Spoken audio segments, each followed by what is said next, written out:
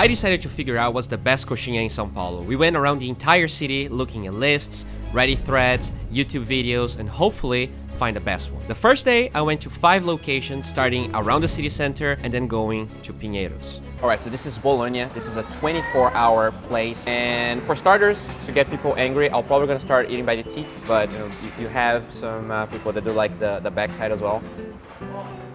This is okay, let me show you guys how it looks.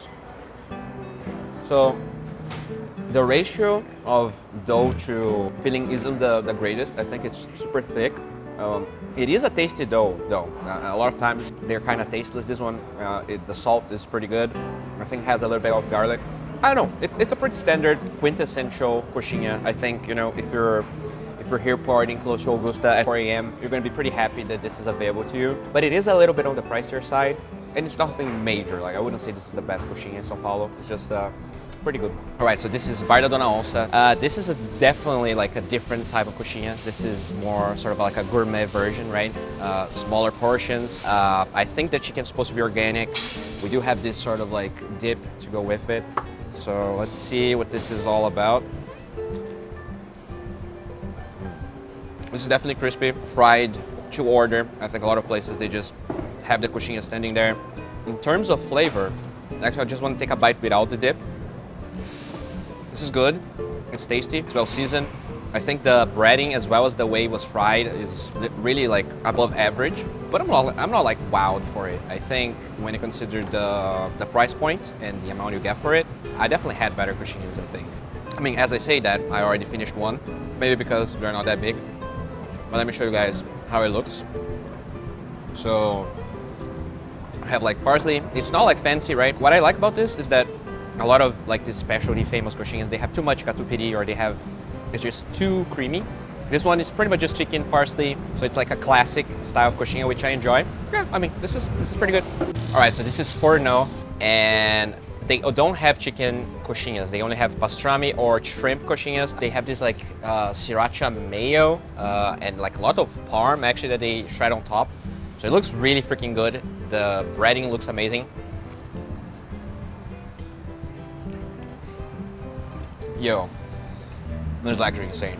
If I'm eating a gourmet coxinha, which this definitely is, this is what I expect, like a punch of flavor. The pastrami is shredded very thinly. It's very creamy because of some sort of like requeijão or maybe something else. Sriracha mayo gives this like body to it. This is the best thing I ate today. Like sure, a lot of people might not consider this a real coxinha, but if you're gonna go gourmet, you better go all the way. You better make it really tasty. And this is also the most expensive order of coxinha I had today. I think this is more than worth it. You should probably visit this place. Very cool inside. They have pizzas. They have lots of other things that we unfortunately couldn't try. This is worth it. This is amazing. All right, so this is Padaria Real. Coming to these little boxes here. It's not a place you can actually eat inside. Apparently you can only get delivery here. But it's looking pretty good, not gonna lie. And I'm actually gonna go from the back this time. The chicken doesn't look very pretty. Usually there's a spice called colorau that is very common in coxinha that makes it a little bit redder. This one is very white, but it's kind of peppery, which I like. I think black pepper is not something we see that much in coxinhas. I think Brazilians in general are not that fond of spice.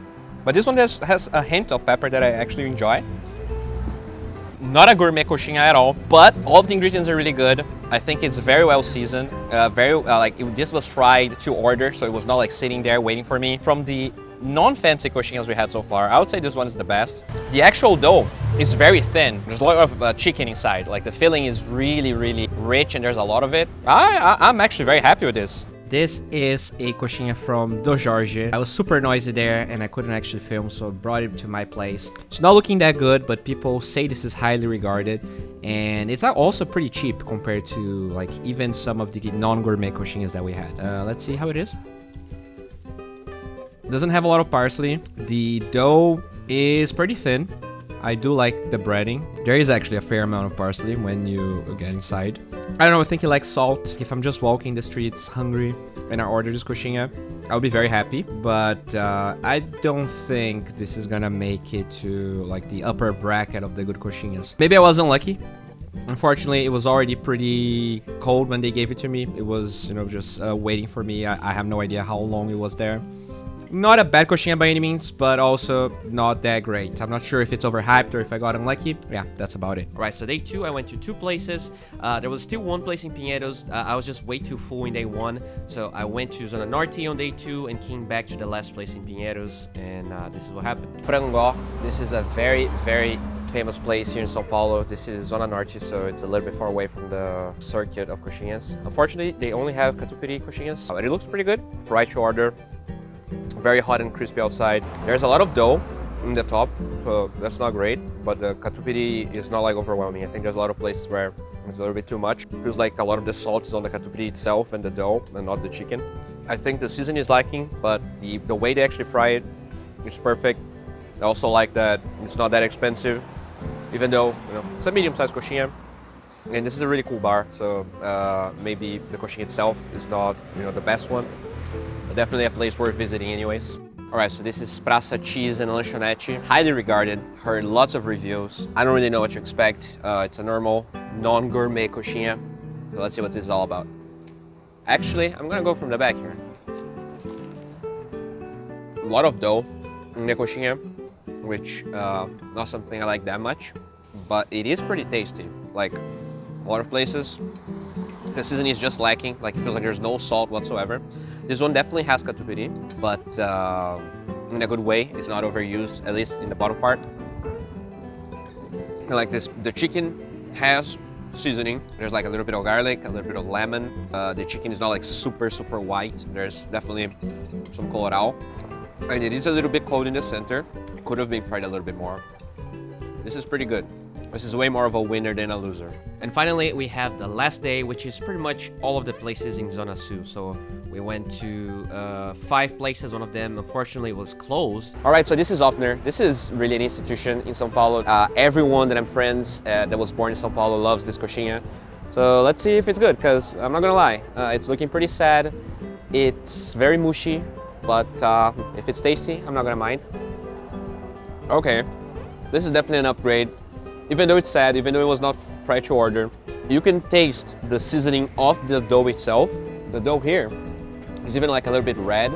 I think I'm not really sure what they put here. My pet peeve sometimes with the ratio of the coxinha is that like you get this tasteless dough and not a lot of filling. This dough is not super thin, but because it's so tasty, I don't mind that it's not thin. I like this a lot. The chicken is pretty dry. And they do have a catupiry coxinha, but I did order the normal one. This is better than I expected. Considering this was actually super soggy and was not hot when I got it, it's still super tasty. So points for Ofner. I think this is, I'm actually gonna check the price later, but for taste, this is definitely up there in the winners. Okay, so this is Lanavo. I have no idea if this is gonna be good, but it looks super amazing. I think this is actually panko breading instead of the usual farinha de rosca that we see. So I love panko. Fried to order. The dough is actually kind of thick, but it is nicely seasoned. It's a great size. I also feel like it's seasoned well, and the price is really good. It's not in like high place. Saúde is not really like a place where people go to eat the iconic foods, but this is really good. I think this is worth it. You should definitely check it out. Good price, really good coxinha, and if you actually get them to fry for order, I'm sure it's gonna be just as amazing as this one. Alright guys, I was really excited to go to this place, but apparently they are closed. They made a post on April 1st saying that it's not April 1st that they are closing. So pretty sad, unfortunately. We're not gonna find out if their coxinha is good or not. Alright, so this is Bar Genuino. This is in a lot of lists, and this place is actually pretty old. They say this coxinha is really good. It looks pretty good. I think the price point, considering how many coxinhas you get like 7 for 39 reais, so I think that's pretty fair. It's not bad, but once again, I think we have a problem of lack of seasoning. The coxinha is not super crisp, like it looks crisp because like I feel like this is a mix of panko with something else. Like you see some flakes, but then there's like a different. I've never seen something like pretty weird, but it's it's good. But I think it's overrated. Like whoever put this place in the list, I mean, I'm sorry, like this is not a bad coxinha, and I think that the portion is pretty decent, honestly. But it's overrated. All right, so this is Veloso, and this is probably the most famous coxinha in São Paulo. Everyone talks about this place. It's supposed to be like the holy grail of all coxinhas. And I'm actually surprised because the price is R$6 per coxinha and their size is like relatively good. So I was not expecting, considering they have all of this name and everything, I didn't expect the coxinha to be this big, but let's see what it's all about.